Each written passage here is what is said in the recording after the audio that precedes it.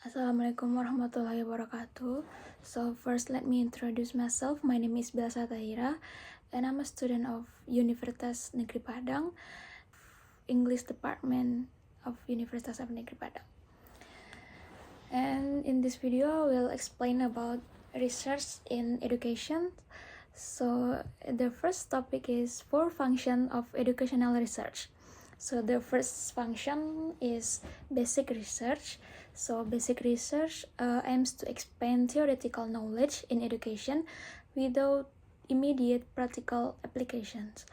So it seeks to understand fundamental principles, theories, and process. So basic research help us to understand theories and principles in education. For example, in this title is the relationship between test anxiety and pre-service teachers' performance. And I can say that another examples, researchers studies how students' memory works to understand the best ways to retain information, even if the findings are not immediately applied in schools. So, and the second function is apply research. So this function aims to solve specific educational problems by applying theories and principles in real-world settings. So I can say that the example this social justice leadership in school settings, or another example I can explain that a study is conducted to find out if using digital learning tools like tablets helps students learn math faster or learn other subject faster. So, and the third is evaluational research. So, evaluational research assess the effectiveness, quality, or valuable of educational programs, intervention, or policies. So, this type of research checks whether an educational program or teaching method is effective. It helps school and policymakers decide if something should continue or to need to be changed. I can say that the correlation between total quality management and teacher performance in special education. So in this title might be the evaluational about the teachers' performance in special education. Or another example, I can say that a school introduced a new reading program, and after a year, researchers analyze students' progress to see if the program improve their reading skills. And the last function of the educational research is action research, conducted by educators to address specific challenges within their own classroom or schools. It involves iterative cycles of planning, acting, observing, and reflecting.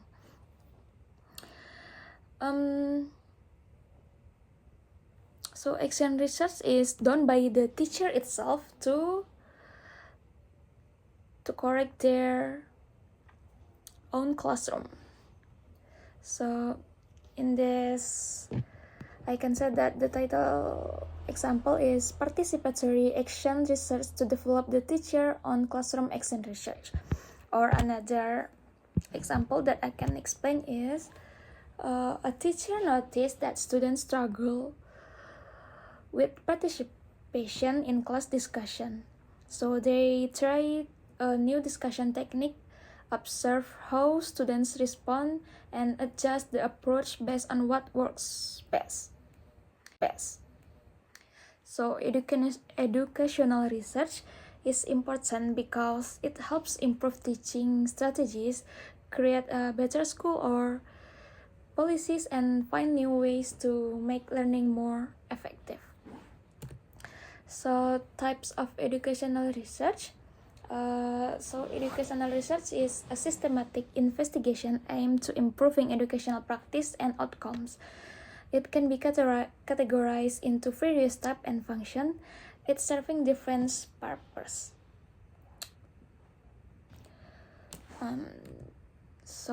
The first, by methodology, research can divide by methodology like qualitative and quantitative research. So here the difference between qualitative research and quantitative research. The first difference is focus. In qualitative research, the researchers focus exploring ideas or formulating hypotheses or theories. Meanwhile, the quantitative research testing the hypothesis or theories. And the second difference is in qualitative research, analysis, summarizing, categorizing, and interpreting. Meanwhile, the quantitative research use numerical like math and statistical analysis. And for qualitative research expressed in words, meanwhile the quantitative is numbers, graphs, tables, fewer words. And the sample of qualitative research, a few respondents, and for quantitative research is many respondents. Qualitative research, the question is open-ended, and the quantitative research is closed-ended or multiple choice. The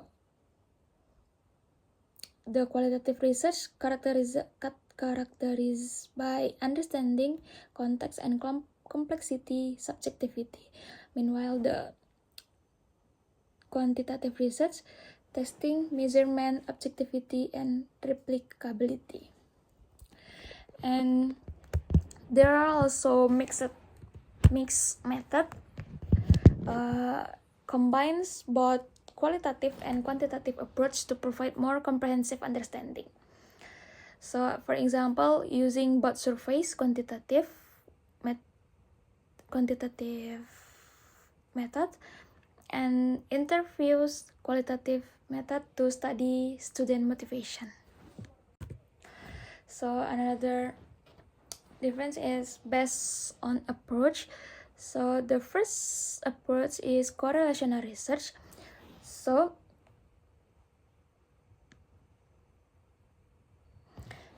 the correlational research is collecting data to find out relationship between two or more variables to make prediction. So in correlational research, we need to collecting data to find out relationship between two or more variables to make prediction. So in this research, we need to find two or more variables to see are they have relationship between the two variables. And the process of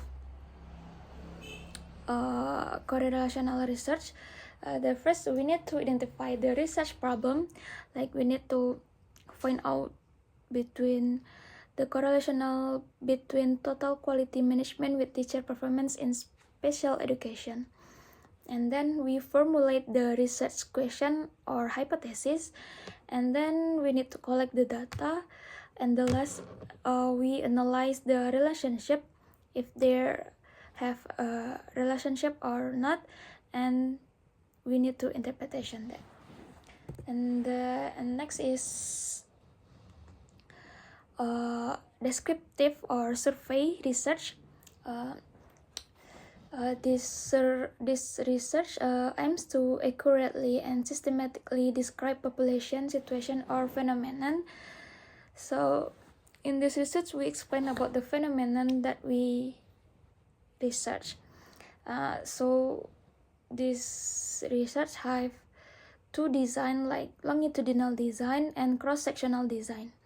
So for longitudinal design, observe the same subject but over a long period. So for example, tracking student performance over 5 years. And cross-sectional design collects data at one point in time from different groups. For example, comparing reading skills among students in different grades at the same time. So in this, I'll give an example, the title of research, examining the effect of student engagement on students' experience in higher education institution. So next is experimental research. So experimental research is a methodology used to test cause and effect relationship by manipulating one variable and observing its impact on another. So the experimental research have designed like pre-experimental research. One group is studied before and after intervention. So that's like the pre-experimental that say that studies one group before and after a change is made. For example, a teacher wants to see if using storytelling helps students improve their vocabulary. And before introducing storytelling, students take a vocabulary test, and the teacher then teach vocabulary using stories for 1 month. After the lessons, students take another vocabulary test. The teachers compares the test scores to see if their vocabulary improve or not. And the next design is through experimental. It uses random selection and control groups. One group experienced the change while the others not. For example, researchers want to test if using English song improves students' listening skills, and students are randomly divided into 2 groups, and then the experimental groups listen to English song during lesson, and the control group continues with regular listening exercise from the textbook. After 1 month, both groups take a listening test. If the experimental group score higher, it suggests that songs help improve their listening skill. And the last is quasi-experimental.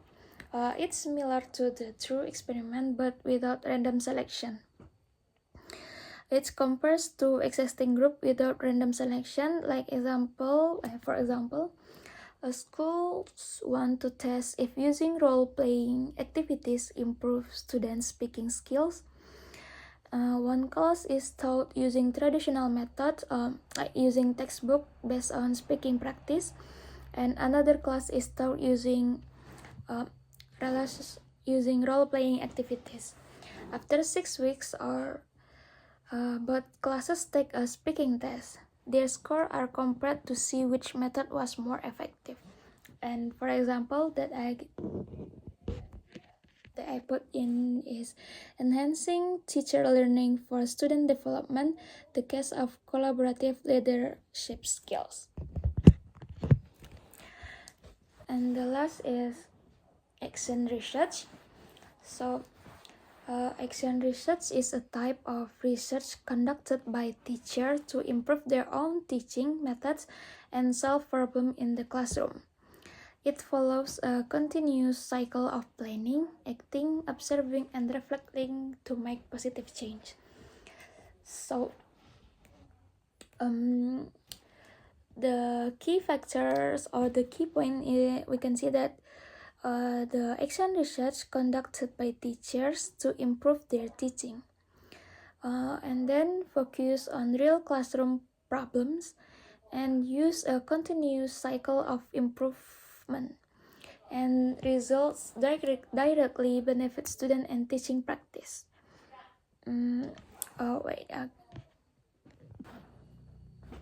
So I can say that the example here is participatory action research to develop the teachers on classroom action research. So, like I have explained before, action research is done by the teacher and done by the teacher. The teacher do this action research is to change their methodologies or strategies or to evaluation their teaching skills, and to make the classroom more engaging and more effective for students learning. And I think that's all for me. Thank you for listening, and assalamualaikum warahmatullahi wabarakatuh.